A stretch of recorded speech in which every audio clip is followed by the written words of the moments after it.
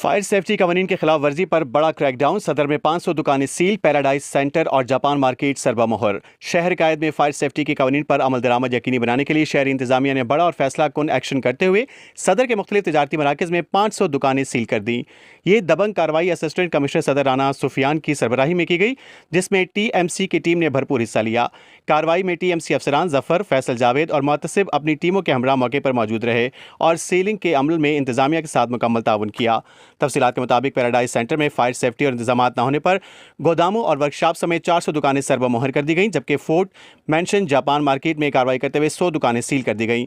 इंतजामिया का कहना है कि मुतअद्दिद बार हिदायत और नोटिस के बावजूद फायर सेफ्टी के मुनासिब इंतजाम नहीं किए गए, जिसके बायस ये सख्त कार्रवाई अमल में लाई गई। इस मौके पर असिस्टेंट कमिश्नर राना सुफियान ने वाज़ेह किया कि शहरियों की जान और माल का तहफ़्फ़ुज़ अवलीन तरजीह है। फायर सेफ्टी कवानीन पर अमल दरामद हर सूरत यकीनी बनाया जाएगा और किसी भी किस्म की गफलत बर्दाश्त नहीं की जाएगी। TMC हुकाम का कहना था कि फायर सेफ्टी कवानीन पर अमल दरामद हर सूरत यकीनी बनाया जाएगा और शहरियों के तहफ़्फ़ुज़ के लिए ऐसे इक़दामात का सिलसिला जारी रहेगा।